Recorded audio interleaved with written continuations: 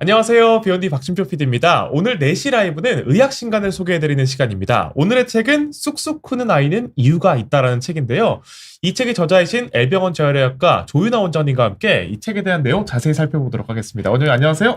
안녕하세요. 시청자 여러분들께 또 인사 부탁드리겠습니다. 재활의학과 전문의 조윤아라고 하고 최근 얼마 전에 쑥쑥 크는 아이는 이유가 있다라는 책을 집필하였습니다.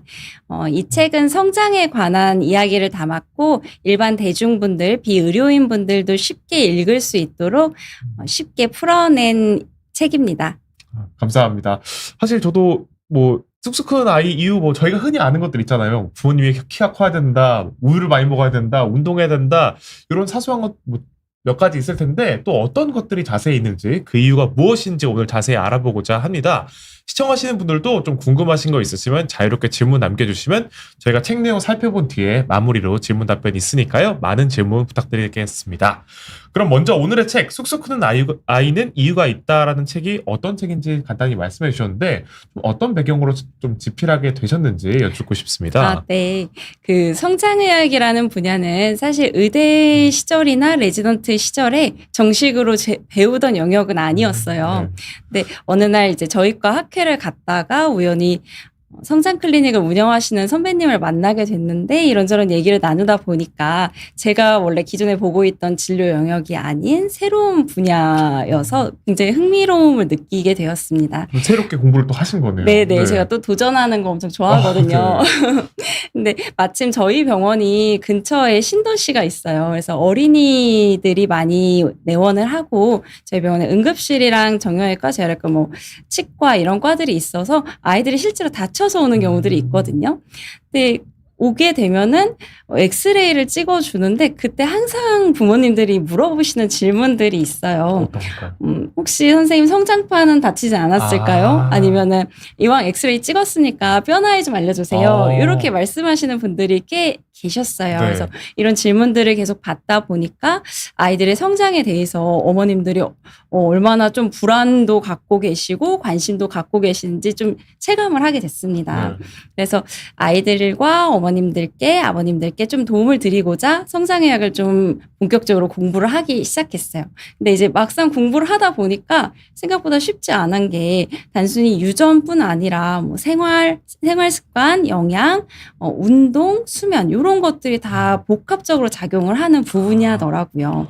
그래서 이제 공부를 하다 보니까 또 어려운 게 이 많은 영향을 주는 요소들이 있는데 이거를 체계적으로 딱 정리해 놓은 책이 없는 거예요. 네. 그래서 이제 저 역시도 궁금한 게 있으면 논문 찾아보고 학회 가서 계속 수업 듣고 주변에 경험이 좀 많으신 선생님들께 조언도 좀 구하면서 그렇게 하나씩 배워갔는데 이런 부분들이 비의료인인 부모님들께는 더 어려운 일이라는 생각이 좀 들었습니다. 그래서 부모님들이 아이들의 성장에 이제 궁금한 점이 생기시면은 지금까지는 인터넷 검색을 하시거나 아니면 맘카페를 이제 서칭을 해서 정보를 얻으시는 분들이 많이 있으시더라고요. 물론 그 안에도 당연히 도움되는 좋은 조언들도 분명히 있습니다. 하지만 동시에 불필요하거나 그 아이들과 어머님들의 불안한 심리를 이용하려는 그런 글들도 좀 적지 않더라고요. 맞습니다. 그래서 이런 상황을 지켜보면서 누군가는 정리된 형태로 믿을 수 있는 정보를 전달해 줄 필요 있지 않을까 하는 생각이 점점 커졌고 그래서 책을 좀 쓰게 되었습니다. 네, 알겠습니다. 사실 이게 저희도 많이 알고 있잖아요. 이런 게 도움 된다더라, 저런 게 도움 된다더라 이런 걸 많이 들었을 텐데 너무 정보들이 파편화되어 있다 보니까 이게 정확한 건지도 좀 검증하기 힘들고 일반인들 입장에선 그러다 보니까 이런 책이 있으면 정말 저도 좋을 것 같다는 생각이 듭니다. 어떤 게 정말 중요한지 딱 총망라 해놓으면은 한 번에 정보를 얻기 편하시니까 그런 분들이 읽으시면 좋을 텐데 저희가 좀 더 어떤 분들이 읽으면 좋을지도 한번 다루면 좋을 것 같습니다. 물론 부모님들이 가장 좋겠지만 또 어떤 분들이 좋을까요? 네, 제가 이제 두 독자층을 좀 겨냥을 해서 자세히 풀어봤는데 첫 번째는 어린이 환자를 좀 자주 진료하시는 선생님들께 의사 선생님들께도 도움이 될 수 있을 것 같아요. 진료실에서 아이들 어린이 환자들을 보다 보면 부모님들이 공통적으로 궁금해하시는 부분들이 있거든요. 우리 아이 키 얼마나 클까요? 선생님 유전이 전부인가요? 어떠세요? 지금 뭐 해야 되죠? 이런 얘기들을 꼭 물어보세요. 근데 이런 질문들을 많이 받으시지만 성장 분야를 전문적으로 공부하시지 않은 의사 선생님들께서는 설명이 쉽지 않을 때도 있어요. 그래서 이 책은 그런 선생님들께 진료 현장에서 바로 활용할 수 있는 개념과 설명 등을 제공해 줄 수가 있을 것 같습니다. 그리고 두 번째는 아이를 키우고 있는 모든 부모님들께 당연히 도움이 되는 책입니다. 막연하게 불안하시고 인터넷에 떠도는 정보를 서칭하는 대신에 아이의 성장에 대해서 꼭 알아야 할 핵심 내용들을 한눈에 이해할 수 있도록 담아보았습니다. 성장에 대해서 처음 접하시는 분들도 부담 없이 읽을 수 있도록 의학 용어는 최대한 줄이고 네. 일상적인 언어로 풀어서 설명했기 때문에 읽기 편하실 거예요. 그래서 보통 이제 책 읽고 후기를 말씀해 주시는 비의료인 여러분들께서는 휘리릭 하고 읽힌다고 네. 그렇게 이제 후기를 많이 전해 주셨습니다. 사실 그게 가장 큰 칭찬이잖아요. 저도 읽으면서 저도 의료인이 아니니까 읽으면서 그래도 이해가 쉽다. 어떤 게 중요한지 알 수 있겠다. 이렇게 많이 느꼈는데 그렇게 좀 고민 있으신 분들이나 뭐 정말 아직 성장 쪽에 관심 있으신 의사분들도 읽으시면 진료 현장에 굉장히 도움이 될 것 같다는 말씀 기억하시면 좋을 것 같습니다. 이제 본격적으로 조금 이제 키에 대한 얘기 나눠보고자 하는데 사실 저도 그렇고 많은 분들이 가지고 계신 생각이 키 하면은 어차피 다 100% 유전인데 너가 뭐 뭘 먹든 뭔 노력을 하든 뭔 소용이 있겠냐 이렇게들 많이 말씀하시잖아요.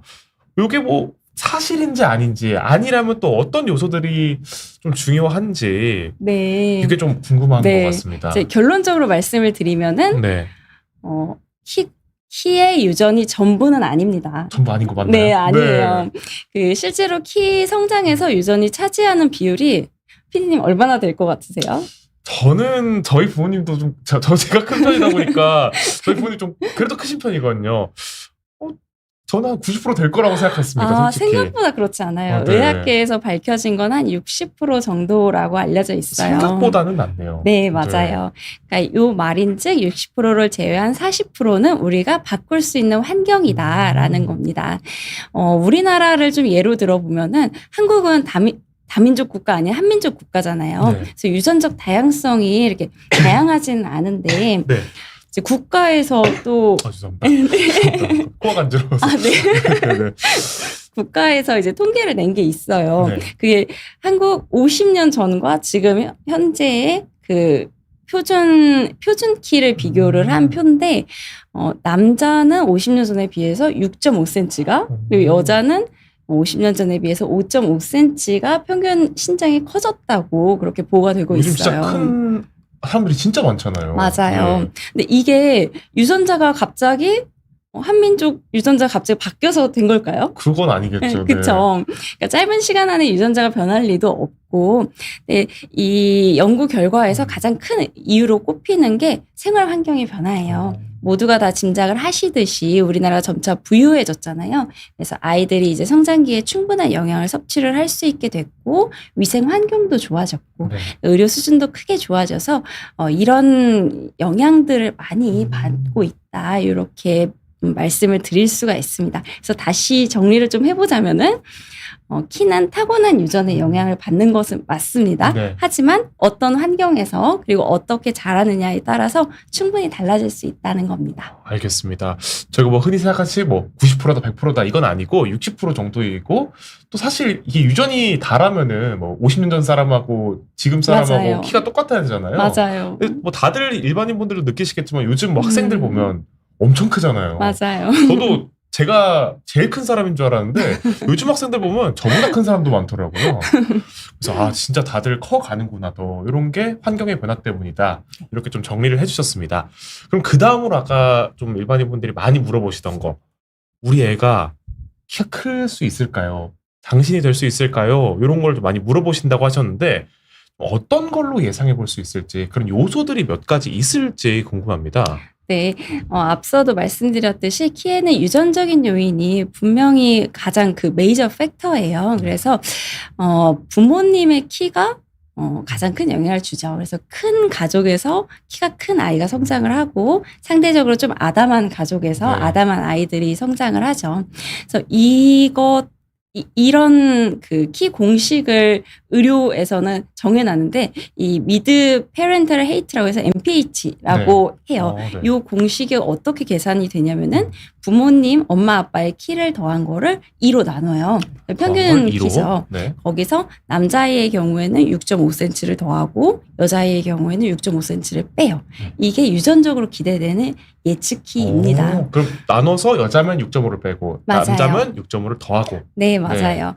그래서 결국에는 엄마, 아빠 키를 토대로 이 아이가 대체 어느 정도 클 것인가를 좀 네. 예측을 해보는 거죠. 근데 이렇게 이제 진료실에서 말씀을 드리면은 꼭 이렇게 물어보시는 또 부모님들이 계세요.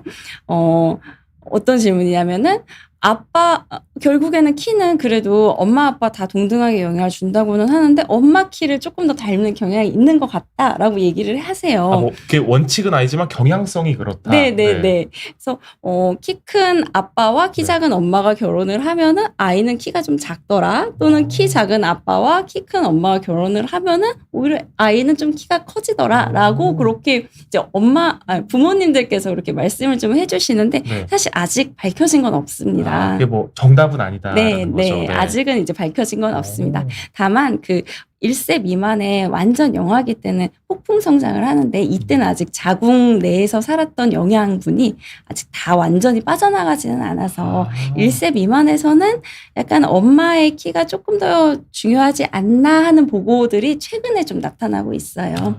근데 아직은 이 전체 성장 단계를 전체적으로 봤을 때는 결국 엄마 아빠의 키가 동등하게 작용을 한다. 라고 하는 게 의학계의 정설입니다. 알겠습니다. 엄마 아빠의 키가 일단 1번 원칙, 1번 네. 요소들이고 또 어떤 것들이 있을까요? 그리고 이제 많이 물어보시는 것들 중에 손발이 크면 키가 크나요? 라는 얘기들을 많이 하시잖아요. 네. 많이 아마 들어보셨을 것 같아요.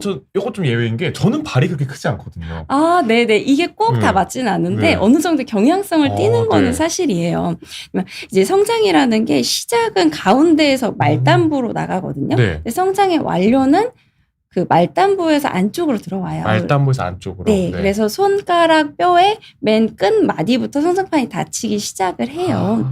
그래서 실제로 이제 아이들 손발이 좀 클 경우에는 다른 뼈들도 조금 크게 성장할 가능성이 있다고는 하죠. 근데 물론 이게 100% 다 맞는 거는 아니지만 어느 정도의 경향성은 보여주는 것 같다라고 이제 설명을 드립니다. 아까의 뭐 여자 엄마 따라간다 요건 좀 신빙성이 좀 떨어지는 얘기일 수 있지만 손 따라가는 거는 요거는 어느 정도의 맞아요. 경향성을 보이는 건 사실입니다. 알겠습니다. 저희가 뭐 강아지 키울 때도 왕발인 애들은 어차피 많이 클 거다 이렇게 얘기를 많이 한 것처럼 어떻게 보면 사람도 그런 거네요. 네, 맞습니다. 이렇게 뭐 동물과 비교하는 게 적절하지 않을 수도 있겠지만 이렇게 부모님의 유전적인 뭐 키와 손발의 크기를 조금은 유출해 볼 수 있다. 이걸 좀 기억해 보시면 좋을 것 같습니다. 이제 그 다음으로 저희가 아이 키 고민으로 많이 이제 그 일반인 분들이 방문하시는 곳이 성장 클리닉이잖아요. 이 성장 클리닉이 조금 잘 모르시는 분들도 많을 것 같아요. 좀 어떤 역할을 하는 곳이고 좀 뭐 키 작은 아이가 아니더라도 잘 크고 있는 애를 갑자기 성장 클리닉 데려간다고 얘가 뭐 예상 키보다 10cm 더 클 수 있냐 이런 뭐 질문도 있을 것 같은데 요거에 대한 좀 설명도 부탁드립니다. 네. 이제 성장 클리닉은 아예 키만 보는 곳은 아니에요. 성장을 둘러싼 전반적인 영역, 앞서 말씀드린 생활 습관, 수면, 운동 이런 것들도 함께 이제 다루는 곳이라고 생각을 하시면 좋습니다. 근데 어떤 분들은 이 아이 키가 좀 작은 게 꼭 해결해야 될 문제냐고 그렇게 생각하시는 분들도 있어요. 그럴 수도 있고 실제로 모든 아이가 키가 다 클 필요는 없잖아요. 근데 제가 이제 성장 클리닉을 운영하면서 가장 느낀 점은 성장이 느린 아이에게는 거의 예외 없이 이유가 있다는 거예요. 예를 들어서 잠을 방해할 정도로 아토피나 비염이 심한 아이들이라든지 편식이 너무 심해서 빈혈이 심하거나 반대로 비만이 있는 아이들이나 학업 부담이 요즘 아이들 또 너무 공부 열심히 하잖아요. 뭐 4세고시 5세고시 하면서 어릴 때부터 많이 공부를 하니까. 맞아요. 이렇게 잠을 방해할 정도로 학업 부담이 너무 지나쳐서 운동할 시간도 충분히 잘 시간도 없는 아이들이나 뭐 요즘은 소아 우울증도 꽤 많거든요. 그래서 이런 심리적인 이유로 일상생활 아예 무너진 친구들 또 이제 게임에 접근하는 게 워낙 쉬워가지고 게임 무지하게 했었거든요. 마음 이해합니다. 맞아요. 그래서 게임에 과도하게 몰입해서 아예 생활이 다 무너지는 그런 아이들 이런 것들처럼 이유는 정말 다양하고 아주 드물기는 하는데 네. 실제로 저는 뇌종양을 좀 앓고 있어가지고 아이가 못 크고 있는 아이도 한번 발견한 적이 있어요. 그러니까 이제 이런 사례를 경험하다 보면은 아이가 성장 문제를 단순히 그냥 키 요걸로만 보는 거는 아니고 네. 아이의 어떤 이 전반적인 왜 안 크는가에 대한 전반적인 시선으로 좀 봐야 되는 그런 부분들이 있는 것 같아요. 다른 문제나 질환의 시그널로 볼 수도 있는 거네요. 네, 맞습니다. 알겠습니다. 그래서 저희 병원에서 성장 클리닉은 이제 저희 과만 꼭 보는 건 아니에요. 제가 네. 필요할 경우에는 소아를 보시는 선생님들이나 뭐 정형외과나 영상외과 선생님들이랑 같이 다 협진 진행하고 그렇게 해가지고 여러 선생님들의 의견을 종합해서 판단을 하고 있습니다. 그래서 이제 제 책 제목처럼 쑥쑥 크는 아이는 이유가 있고 성장이 느린 아이는 반드시 이유가 있습니다. 그거를 잘 기억해 주시면 좋을 것 같아요. 알겠습니다. 그러면 저희가 좀 아까 드렸던 질문이기도 한데 이게 뭐 사실 뭐 저 같은 경우는 문제없이 컸는데 저처럼 잘 크고 있는 애를 부모님 욕심 때문에 더 키우고 싶은 거예요. 아예 한 190까지 키우고 싶은데 그러면서 잘 크고 있는 애를 성장 클리닉 데려간다고 해서 더 키울 수 있냐? 이것도 좀 많이 궁금하거든요.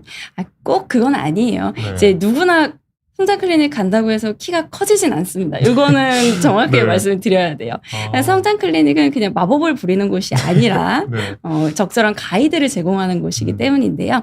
네, 과학적으로 아이가 가지고 있는 성장 잠재력을 평가를 하고 이 아이에게 어떤 부분들을 좀 보충을 해주면 좋은지 전문가의 시선으로 조언을 해주는 곳. 그곳이 이제 성장 클리닉입니다. 뭐 올바른 길로 인도해 줄 뿐이지 모든 아이를 기준보다 10cm 더 크게 만들어주겠습니다. 네. 이런 마법 같은 곳은 아니다. 네. 이런 오해를 하지 않으셨으면 좋겠다는 점 꼭 기억하시면 좋을 것 같습니다. 그러면 이 책에서도 좀 얘기 나왔던 내용인데 우리 아이의 성장이 문제가 있을 경우 물론 아까 말씀하신 것처럼 이거 어떻게 하고 병원에 바로 데려가신 분들도 계시지만 좀 무감각하게 뭐 나중에 되면 크겠지. 뭐 잠을 좀 덜 자서 그런 것보다 라고 넘겨버리시는 분들도 종종 있으실 거예요. 근데 이런 문제를 놓치면 안 되니까 좀 바로 성장 클리닉에 데려갈 좀 사인들이 좀 있을까요? 부모님들이 기억하셔야 할. 네. 이 부분은 네. 사실 꼭 말씀을 드리고 싶은 부분이었어요. 네. 왜냐하면 한국 사회에서 저도 아이들의 엄마인데 아이들을 키우는 게 부모만 키우지 않거든요. 할머니, 할아버지, 외할머니, 외할아버지, 뭐 삼촌, 뭐 숙모 다 한마디씩 꼭 하세요. 그쵸. 그래서 이 병원에 누구는 데려가라, 병원에 누구는 데려가지 마라, 이런 시간들을 허비를 하다가 뒤늦게 찾아오는 아이들이 있어요. 그래서 제가 이제 진료를 보면서 가장 안타까운 게 진작 올 걸 그랬어요. 이 얘기를 들을 때는 정말 사실 저도 안타깝거든요. 미리 오는 게 훨씬 더 효과적인데. 네, 만약에 조금이라도 갈까 말까 고민을 했더라면은 네. 가는 쪽이 낫다. 와서 거봐 너 그냥 클 거였잖아 라고 하시면 저도 사실 마음이 너무 좋아요. 네, 근데 오셔가지고 진작 올 걸 그랬다 이 얘기를 하시면은 너무 안타까워요. 그래서 혹시 이런 사인들이 있다고 하면은 망설이지 마시고 다른 분들의 뭐 가지 마라 이런 말에 네. 휘둘리지 마시고 꼭 오셨으면 하는 사인들이 있어요. 그래서 요거는 꼭 말씀을 드리고 싶은데 네. 절대적으로 작은 아이들이 있습니다. 그러니까 3% 미만인데 네. 이게 말하자면 100명 중에 항상 키가 1, 2등 하는 거예요. 앞에서부터. 네, 앞에서부터 1, 2등 하는 굉장히 작은 아이인데 이런 경우에는 너무 고민하지 마시고 병원에 한번 데리고 오시는 게 좋아요. 이게 이것도 좀 말씀 중에 죄송한데 네네네. 사실 부모님이 키가 작아서 네. 좀 키가 작구나 하다고 생각하시는 분들도 있을 거 아니에요. 물론 그럴 수도 있죠. 물론 그럴 수도 있는데 실제로 호르몬 부족 때문일 수도 있어요. 그리고 사실 엄마 아빠 세대에서는 검사를 안 해서 몰랐던 경우들도 있어요. 그러니까 가족력이 있는데 제가 클 때까지만 해도 이렇게 성장 클리닉이 보편적이진 않았거든요. 그렇죠. 네. 그래서 검사를 안 했을 뿐이지 그냥 가족력에 성장 호르몬이 부족한 가족들이 있거든요. 그래서 만약 이럴 경우에는 성장 호르몬을 넣어주는 것만으로도 효과가 굉장히 좋기 때문에 너무 아이가 맨날 학년이 올라갈 때마다 맨날 1번이다 하면은 병원에 가보시는 게 좋아요. 알겠습니다. 그리고 이제 우리가 아이가 태어나서 3세 정도까지 폭풍 성장을 하거든요. 네. 그리고 그 이후에는 1년에 한 4, 5cm 정도씩은 꼭 커요. 근데 만약에 4, 5cm가 안 큰다. 뭐 1년에 1, 2cm 정도 큰다 하면은 이게 꼭 호르몬 문제가 아닐 수도 있거든요. 네. 영양 때문일 수도 있고 우리가 미처 이제 발견하지 못한 질병 때문일 수도 있어요. 그래서 이런 것들을 좀 전반적으로 좀 다루어 줘야 되기 때문에 너무 성장 속도가 더딘 친구들도 꼭 내원을 해보셨으면 좋겠고 이제 초등학교로 올라가면 초등학교 저학년 때는 1년에 한 5, 6cm 정도 크거든요. 네. 그리고 초등학교 고학년쯤이 되면은 성장이 조금씩 더 빨라져요. 그래서 7cm 정도 이제 크는데 연간. 맞아요. 네. 초등학교 고학년이 됐는데도 뭐 3cm 크고 있다 하면은 병원에 오시는 게 좋습니다. 그래서 뼈 검사도 한번 해보시고 그리고 혈액이나 소변 검사 같이 해보시고 영양 상태 다시 한번 리뷰해 보시는 게 너무 많은 도움이 되고 그리고 이제 잘 크다 초등학교 때 저학년 때 잘 크다가 초등학교 고학년쯤 돼서 갑자기 뭐 1년에 1, 2cm 정도 큰다 중1까지 올라갔는데 1, 2cm 큰다 그럼 실제로 성장이 막바지에 달하고 있을 수도 있습니다. 그게 약간 이제 성장 곧 끝나 하는 시그널인 거예요? 네, 그리고 그때쯤 되면은 네. 아이들이 이제 외모에 신경을 많이 쓰거든요. 네. 그래서 다이어트를 많이 해요. 특히 여자친구들은. 네. 그래서 부모님들 보시기에는 너 밥 안 먹어서 키 안 크는 거야 라고 말씀을 하실 수도 있는데 이게 실제로는 성장이 끝나가고 있는 완료가 되고 있는 사인일 수도 있어요. 그래서 만약에 그렇다면은 병원 내원해 보시는 거를 저는 추천을 드립니다. 그리고 좀 궁금한 게 이 만약에 사인을 놓쳐버렸어요. 이 성장이 끝나고 있던 사인이 지나가서 정말 실제로 종료되었을 때 뒤늦게 성장 클리닉에 방문해 버리면 좀 해결이 가능할까요? 그 부분은 이제 약물 치료로는 좀 어려운 것 같아요. 근데 이제 요즘 의학이 워낙 발달해서 여러 가지 이제 미용적인 수술이라든지 그런 부분들로 도움을 받으셔야 될 것 같아요. 그러니까 정말 징후를 놓치지 않는 게 훨씬 중요하겠네요. 네, 맞습니다. 알겠습니다. 그럼 또 네. 다른 징후들은 또 어떤 게 있을까요? 그리고 사춘기, 그러니까 2차 성징이 조금 너무 빨리 오는 친구들이 있어요. 이거는 이따가 이제 성조숙증 부분에서도 말씀을 드려야 되지만, 여자의 경우에는 8세 미만에 이제 가슴이 조금 나온다든지, 음모가 좀 생긴다든지, 남자의 경우에는 만 9세 미만에 고환이 조금 자란다든지, 음모가 발생한다든지, 아니면 아저씨 냄새가 좀 난다든지, 이런 이제 징후가 보이면은 성장 클리닉에 꼭 내원을 한번 해보시고, 그리고 이제 이 사춘기에 접어들었는데 그러면 성호르몬들이 나오거든요. 네. 성호르몬은 성장판을 이제 성숙을 촉진을 시켜주는 호르몬이에요. 그래서 그때 반드시 커져야 돼요, 아이들이. 근데 사춘기 2차 성징이 나왔는데도 아이들이 별로 안 큰다 하면은 그것도 안 좋은 사인일 수도 있어요. 그것도 문제군요. 네, 이 호르몬들을 좀 내주는 그런 어떤 종양이라든지 아니면 호르몬 밸런스가 좀 깨졌다든지 그런 징후일 수 있기 때문에 그런 것도 병원에 내원해 주시는 게 좋을 것 같아요. 네. 그리고 이제 요즘 제가 많이 듣는 질문 중에 하나인데 우리 아이가 이빨이 너무 빨리 빠지는데 혹시 이게 성소숙증 아니냐 네. 하고 어린아이들 데리고 오시는 분들도 있어요. 근데 이제 치의학계에서는 만 5세 이후에 빠지는 유치는 상관없다. 정상이다. 네. 라고 하는 게 지금의 정설이기는 해요. 네. 근데 이제 5세 이전에 만약 빠진다고 하면 꼭 이 성조숙증이라기보다는 위생 상태라든지 영양 상태 불균형일 가능성이 있고 호르몬 불균형일 가능성이 있거든요. 그래서 5세 이전에 유치가 좀 빠진다든지 아니면은 그 영구치나 이런 부분들이 너무 빨리 난다든지 하면은 그때도 클리닉을 한번 방문을 해보시는 게 저는 좋을 것 같아요. 그것도 부정적인 사인의 일환인 거죠. 네, 맞습니다. 이런 것들을 기억해야 되는 게 굉장히 정말 기억해야겠네요. 왜냐하면 아까 말씀하신 것처럼 너무 뒤늦게 발견해 버리면은 이게 뭐 약물 치료로는 조금 쉽지 않을 수도 있으니까. 네. 말씀드린 게 뭐 그런 뭐 키가 일정 수준 안 자란다든지 성조숙증이 의심되는 증상이라든지 뭐 그런 것들 꼭 기억하시면 좋을 것 같습니다. 이제 그 다음으로 저희가 이제 성장 어떤 징후를 기억해야 될지 말씀을 드렸는데 방금 말씀하신 성조숙증 관련해서 조금 얘기를 나눠보고자 합니다. 사실 성조숙증이 뭐 좀 빨리 성숙해진다 이렇게 조숙해진다가 말씀해 주셨는데 이게 왜 성장과 좀 문제가 관련이 있는지 또 궁금하고 좀 자세한 얘기 부탁드리겠습니다. 네, 이제 키 성장과 관련해서 성조숙증 요 토픽도 굉장히 중요한데, 네.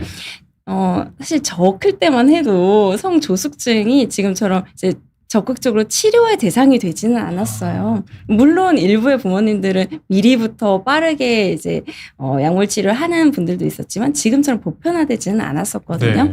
네. 지금도 여전히 뭐 그냥 성조숙증 좀 일찍 크는 거지 뭐 나중에 클 걸 좀 땡겨 크는 거지 그렇게 생각을 하시는 분들도 물론 있기는 해요. 대수롭지 않게 그냥 뭐. 맞아요. 네. 근데 이제 사회 분위기가 좀 많이 바뀌었으니까 최근에 나오는 연구 결과들을 보면은 성조숙증이 좀 일찍 오면서 신체 변화들이 나타나는데 이것 때문에 아이의 자존감 그리고 자신감에 영향을 미친다고 해요. 근데 이게 나중에 사회의 어떤 적응이라든지 또래 관계에서의 인터랙션이라든지 그리고 나중에 성인이 돼서 사회적 성공과의 상관관계를 연관짓는 보고들도 좀 있더라고요. 네.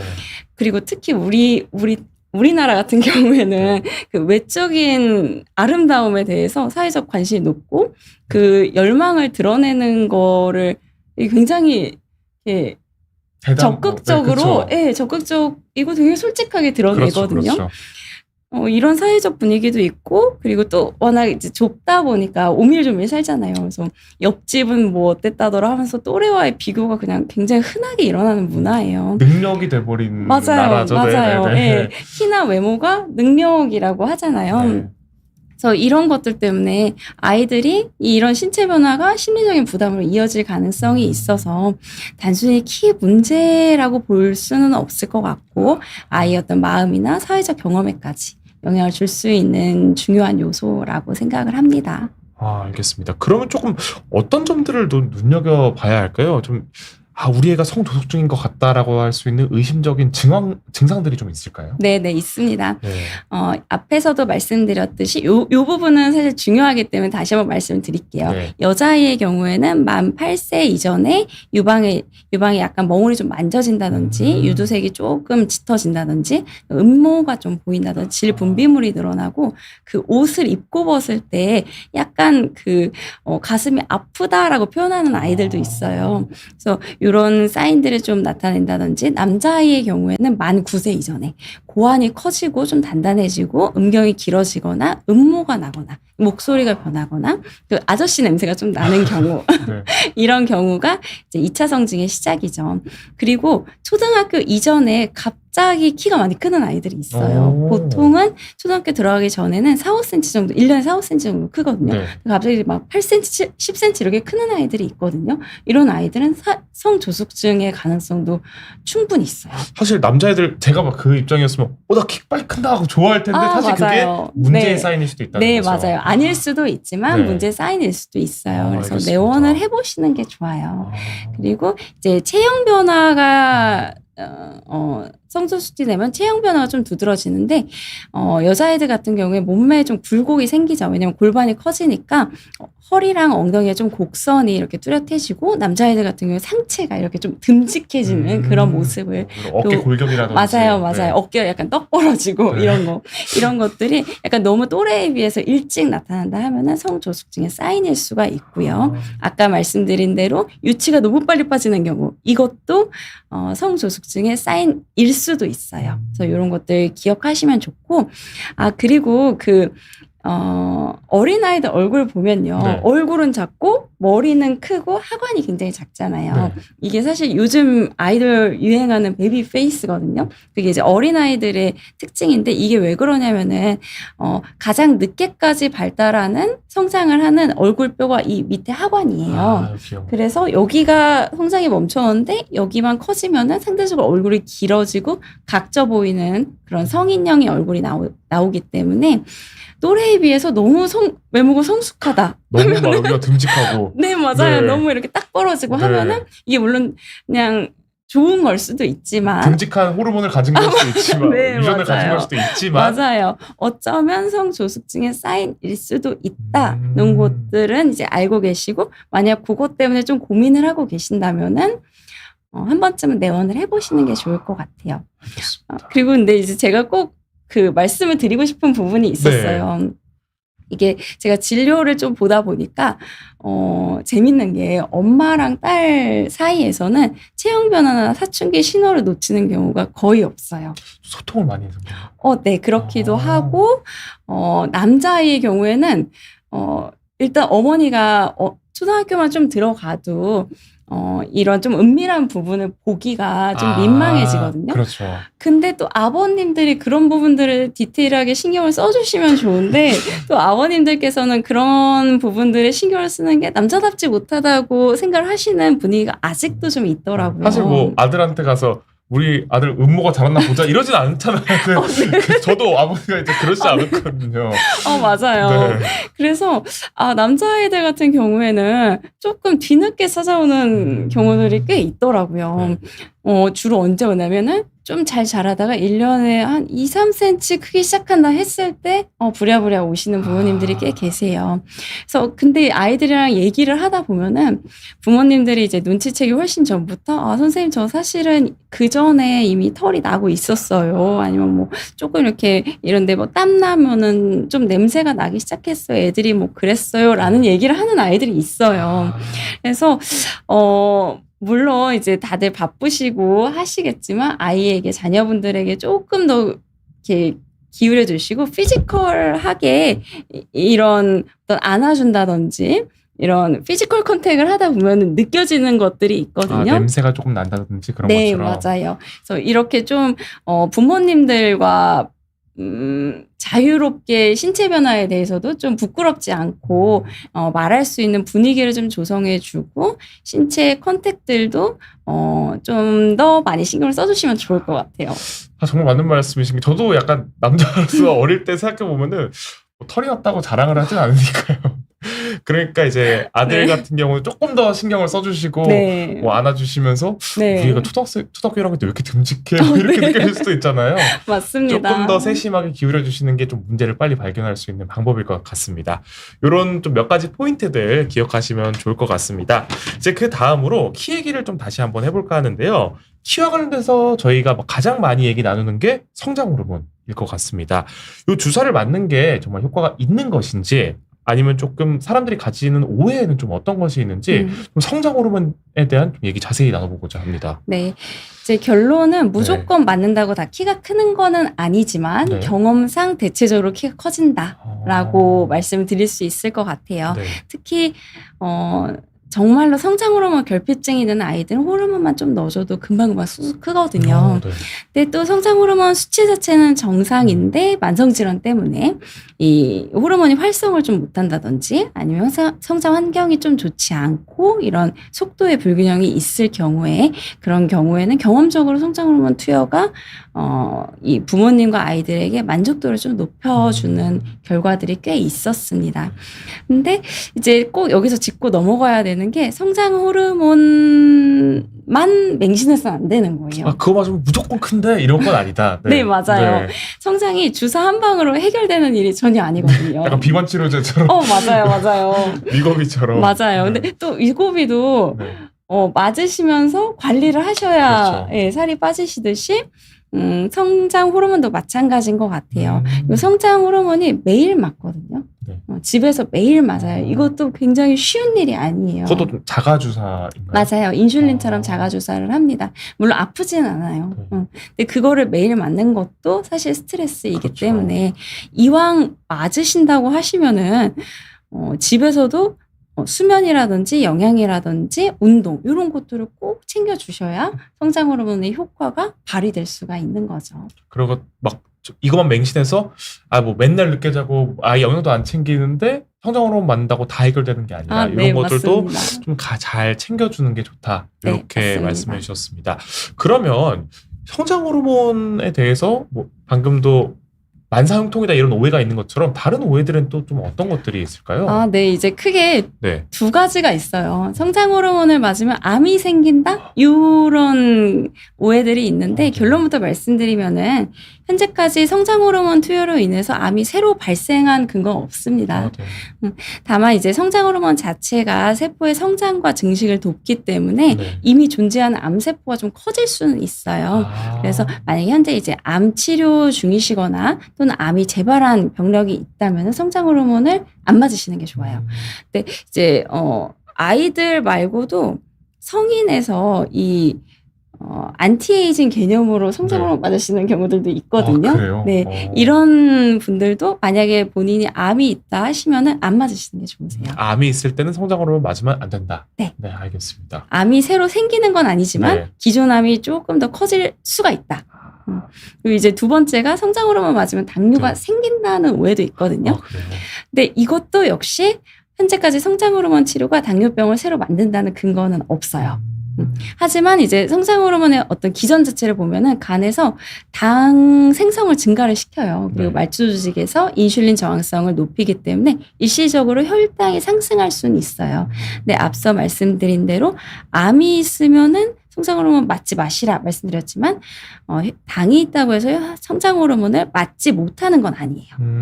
대신에 성장 호르몬을 맞고자 하는 당뇨, 소아당뇨 아이들 같은 경우에는 식습관을 굉장히 잘 신경을 써주셔야 돼요. 일시적으로 상승시키는 효과가 일어날 수 있기 때문에 그런 부분에서만 조금 주의가 필요하지 뭐 당뇨가 있으면 절대 맞으면 안 된다. 네. 당뇨를 만든다. 이런 건 좀 오해를 하는 네, 말씀이신 거죠? 맞습니다.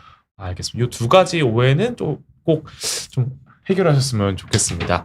그러면은 좀 이제 아이 성장에 도움이 되는 게 저희가 성장 호르몬도 짚었지만 생활 습관적 요소도 굉장히 중요할 것 같습니다. 어떤 것들을 좀 지켜주면 좋을지 한번 몇 가지 말씀해 주시면 좋겠습니다. 네. 세 가지 부분인데요. 일단 잘 먹고 영양, 네. 그리고 잘 활동하고 운동, 그리고 잘 자고 이러면은 아이들이 쑥쑥 크게 되어 있어요. 네. 일단 영양부터 보면은 앞서도 말씀드렸지만 요즘 시대는 음식이 없어서 키가 못 자라는 건 아니에요. 오히려 네. 이제 칼로리 과잉 시대에 우린 살고 있거든요. 그렇죠. 근데 이제 문제가 칼로리는 충분히 섭취를 하는데 정작 중요한 성장에 필요한 영양소가 결핍되어 있다는 데 있습니다. 그래서 생활 패턴이 조금 바뀌면서 집에서 직접 음식을 해 먹는 경우가 좀 줄었고 외식이나 배달 음식 드시는 분들 많고 가공식품 많이 드시기 때문에 열량은 높고 재료가 부족한 경우들이 굉장히 많아요. 근데 기본적으로 성장을 하려면 재료가 있어야 되겠죠. 네. 이 재료 되는 게 단백질, 미네랄, 비타민 같은 거예요. 그래서 아이가 잘 크려면 얼마나 먹느냐보다는 무엇을 먹느냐가 훨씬 중요합니다. 건강한 식단이 중요하다는 맞습니다. 말씀이시죠? 네. 맞습니다. 그리고 이제 시중에 다양한 성장 영양제가 나와 있는데 네. 한국 아이들에게 필요한 그 영양소 대부분은 음식으로 충분히 섭취할 수는 있어요. 추가로 그래서 뭐 챙겨 먹을 필요까지는 뭐 근데 식단이 네. 잘 되는 아이들은 잘 되는 아이들 한해서 잘 되는 아이들은 굳이 찾아 먹을 필요는 없지만 여러 가지 생활 환경으로 인해서 영양이 조금 불균형한 아이들은 이런 보충 제제들이 도움은 될 수 있겠다 말씀을 드리고 싶고 네. 아까 PD님도 말씀하셨지만 제가 진료 보면서 꼭 강조를 하는 음식들이 몇 가지가 있어요. 뭘까요?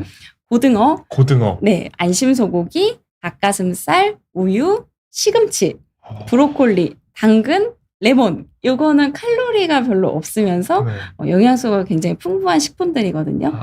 애기 입맛들이 싫어하는 거 총집합 맞아요. 맞아요. 지방 없고 퍽퍽한 맞아요. 맞아요. 네. 그래서 아이들한테 이제 먹이려면은 부모님들의 그 요리 솜씨가 굉장히 중요하긴 하더라고요. 그래서 요 음식들을 적절하게 잘 요리를 해주시면 너무 좋을 것 같아요. 네. 네. 그리고 두 번째는 운동인데요. 운동은 네. 뭐 아무리 강조해도 부족하지 않죠. 근데 이제 우리나라 데이터를 보면은 현재 한국에 있는 청소년들의 신체 활동량이 WHO가 권장하는 운동량이 한 60, 70% 정도밖에 되지 않는다고 해요. 네. 요즘 아이들 워낙 바쁘니까 학원 다니느라 바쁘고 그리고 코로나 이후에 아예 야외 활동이 엄청 뚝 줄었대요. 네. 그리고 온라인 활동이랑 뭐 전자기기 사용량은 훨씬 많이 늘었고요. 실제로 일부 유치원이나 학교에서는 주 1회 1시간밖에 체육 시간을 안 한다고 하더라고요.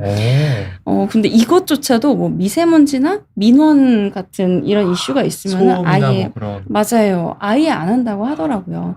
근데 이제 PD님도 아시겠지만 네. 운동이 단순히 키를 키우는 문제가 아니라 평생 건강에 너무나 중요한 요소예요.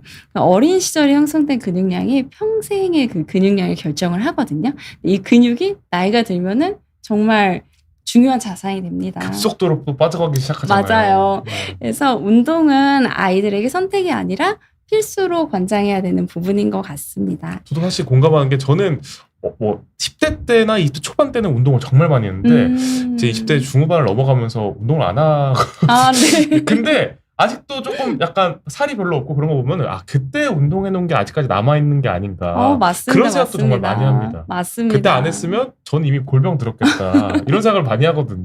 네, 맞습니다. 그래서 어릴 때 좀 더 어릴 때 해놓는 게 좋겠다. 이런 네. 걸 많이 공감합니다. 네, 이제 근테크라고 해가지고 네. 미리미리 근육을 저장해 놓는 게 정말 중요하거든요. 그래서 아이들이 워낙 바쁘고 공부를 많이 해야 되지만 꼭 이런 신체 운동들을 챙겨주시는 게 너무 중요할 것 같아요. 워낙 또 게임이나 핸드폰 그런 게 맞아요. 재밌는 게 많다 보니까 맞아요. 억지로 의도적으로라도 운동을 해주는 게 중요할 것 같습니다. 맞아요. 또 어떤 것들이 있을까요? 그리고 이제 모든 분들이 다 아시는 상식, 네. 수면입니다. 아이나 어린이나 똑같이. 맞아요. 네. 성장 호르몬은 뭐 언제 나오는지 전 국민이 알잖아요. 밤에 나오잖아요. 10시부터 2시인가 그 사이 맞아요. 아닌가요? 그때 네. 정말 많이 나와요. 근데 여기서 이제 중요한 거는 그 총 분비량이 아니라 그 10시에서 2시에 나오는 그 피크거든요. 네. 피크량이 정말 중요한데 이 파동인데 이거는 우리가 깊은 잠에 들었을 때 그러니까 비렘 수면 3단계에서 가장 많이 분비가 되고 네. 비렘 수면은 우리가 잠들고 나서 한두 시간 이후에 찾아오는 그 시기예요. 근데 이때 이 비렘 수면에 들어가지 못하면은 이 피크, 성장 호르몬 피크가 찾아오지 않는 거죠. 그러면 이게 이제 성장에 직격탄을 주는 거죠. 그래서 수면을 보면은 얼마나 오래 자느냐보다는 얼마나 깊게 자느냐 이게 훨씬 중요한 요인이라고 봅니다. 그럼 그때 못 자면은 그날 밤은 성장 기회를 놓쳤다 이렇게 보면 되는 거네요? 그때 맞습니다. 제대로 못 자면 나 오늘은 못 커 약간 넘어가 내일을 노려봐 이렇게 되는 거네요. 네, 맞습니다. 맞습니다. 아, 근데 이제 그 깊은 수면을 방해하는 요인들 중에 가장 큰 원인이 바로 전자기기예요.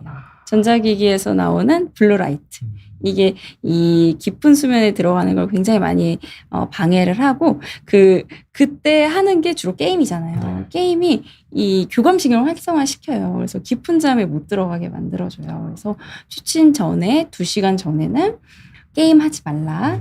그리고 이제 뭐 초등학생 때야 온라인 강의 같은 거 들을 게 없으니까 그런데 중고등학생들이 되면은 밤에 뭐 온라인 강의 인강 들어야 되잖아요. 그렇죠. 그래서 그때 현실적으로 좀 이렇게 보완을 한다면 블루라이트 필터 같은 거 이렇게 좀 착용을 해준다든지 네. 너무 밝지 않게 조도를 낮춰준다든지 이런 생활 환경의 변화를 좀 만들어 주시는 것도 좋을 것 같아요. 제가 조인아 원장님을 조금만 더 일찍 만났으면 키가 200까지 컸을 텐데 제가 게임을 너무 많이 해서 네. 아쉽네요. 저도 정말 블루라이트를 사랑해서 네. 열심히 많이 봤는데 수면 정말 중요하다는 거 다시 한번 강조드리면 좋을 것 같습니다. 결국은 저희 잘 먹고 잘 움직이고 깊이 자는 게 요 세 가지가 뭐 저희가 흔히 건강 상식처럼 알고 있는 것처럼 가장 중요하다는 말씀 해주셨습니다. 그럼 마지막으로 조금 아이를 키우는 부모님들에게 성장 관련해서 요건 꼭 기억하셨으면 좋겠다 하는 강조드리고 싶은 말씀이 있다면 마지막으로 부탁드리겠습니다. 네. 성장 클리닉의 역할은 아이의 키를 대신 키워주는 곳은 아니에요. 저는 항상 성장 클리닉을 조력자의 역할이라고 생각을 합니다. 부모님과 아이가 가고자 하는 방향을 정하셨으면은 그 길을 잘 갈 수 있도록 전문가로서 옆에서 함께 돕는 역할을 하는 게 저의 임무라고 생각을 해요. 네. 그래서 진료실에서 아이들이랑 부모님을 만나면 저는 함께 노력하자고 얘기를 꼭 드립니다. 저 혼자 잘한다고 되는 것도 아니고 엄마, 부모님 혼자 잘한다고 되는 것도 절대 아니에요. 마치 오케스트라처럼 모든 사람들이 같이 노력을 하고 조화를 이룰 때 아이들은 성장을 하게 되어 있습니다. 그리고 또 부모님들께서 아이의 성장을 너무 조급하게 바라보지 않으시면 좋을 것 같아요. 이제 워낙 비교를 많이 하다 보니 다른 아이들과 비교를 해서 뭐 쟤는 밤에 게임도 안 하더라, 뭐 쟤는 운동을 하더라, 이런 비교보다는 제가 많이 듣던. 네. 우리 아이에 관한 이해를, 그리고 이제 불안해서 내 아이 안 클까봐 이렇게 불안해하는 것보다는 아이에게 조금의 관심을 안아준다든지 이런 관심을 보여주시면은 아이들의 이 성장의 여정에 함께 하면서 잘 건강하고 자신감 있게 성장을 할 수 있지 않을까 합니다. 알겠습니다. 오늘 정말 좋은 말씀 해주셨는데 뭐 아이를 키우는 부모님들이라면 우리 아이 키에 대한 고민은 누구나 하나씩은 가지고 있을 것 같습니다. 그런 것들을 좀 제대로 알기 어렵잖아요. 되게 맘카페에도 분명 좋은 정보가 있겠지만 제대로 된 정보가 아닐 수도 있으니까 좀 제대로 된 키에 관련된 정보를 한 번에 보고 싶으시다면 오늘의 책인 쑥쑥 크는 이유가 있다. 이 책을 한번 확인해 보시면 좋을 것 같습니다. 네, 마지막으로 두 가지 질문 정도 들어와서 확인해 보고 마무리하도록 하겠습니다. 엄진여정님께서 성장 클리닉에 몸무게가 저체중인 아이도 데려가 보는 게 좋을까요? 키는 보통인데 몸무게만 적어서 좀 걱정이라고 하십니다. 이건 좀 어떻게 바라보면 좋을까요? 실제로 많이 오세요. 네. 네, 이제 면담을 주로 많이 하죠. 그래서 아까 말씀드린 대로 보통은 수면, 영양 이런 부분들에서 조금 더 챙겨주고 싶은 부분들이 있고요. 또는 이런 호르몬 문제일 수도 있어요. 갑상선이라든지 그런 부분들 때문일 수도 있기 때문에 만약에 가보는 게 좋을까 걱정을 하신다면은 저는 가시는 걸 추천을 드려요. 사실 뭐 병원 가기가 너무 힘든 뭐 상황이 아니라면은 가봐도 되는 거니까. 네. 병원도 많고 한번 확인해 보시면 좋을 것 같습니다. 그다음에 네코사마님께서 그 아이가 뼈 나이가 1년 정도 빠르다고 얘기를 들으셨나 봐요. 성장 클리닉을 다니면 뼈 나이를 늦출 수 있을까요? 이렇게 질문 주셨습니다. 네. 이제 성조숙증 때문이라면은 뼈 나이를 늦출 수 있어요. 네. 근데 이제 뭐 뼈 나이가 1년 빠른 게 꼭 성조숙증 때문은 아닐 수가 있거든요. 네. 그래서 일단은 원인 감별이 먼저일 것 같고 거기에 따라서 만약에 성조숙증 때문이라면은 뼈 나이는 늦추실 수 있습니다. 좀 성조숙증이라고 좀 진단이 되면 어떤 치료를 좀 받게 되는 건가요? 이제 성호르몬이 너무 일찍부터 나오면 아까 말씀드린 그런 2차 성징이 나타날 수가 있고 네. 결국에는 최종 키를 작게 만들어요. 그래서 이 성호르몬을 억제하는 치료를 하기도 합니다. 그렇게 해서 이제 온전한 키로 자라날 수 있도록 예상 키로 자라날 수 있도록 하는 치료를 한다고 하시니까 뭐 네코사마님도 이게 조금 어떤 원인인지 한번 성장 클리닉 가서 확인해 보시면 좋을 것 같습니다. 네, 오늘 조윤아 원장님과 함께 쑥쑥 크는 아이는 이유가 있다라는 책을 함께 살펴보았습니다. 저는 아직 아이를 키우지 않지만 이 키라는 고민이 우리나라에선 특히 굉장히 조금 중요한 사안으로 네. 대우를 받잖아요. 그러니까 이 키라는 고민을 해결하는 것이 굉장히 중요한 만큼 오늘의 조윤아 원장님의 책을 확인해보고 부모님과 아이들의 고민 잘 해결해 보시면 좋을 것 같습니다. 네, 오늘 내시 라이브는 여기서 마치도록 하겠습니다. 정말 좋은 책과 함께 좋은 말씀해 주신 조윤아 원장님 감사드리고 함께 해주신 시청자 여러분들도 모두 감사드립니다. 감사합니다.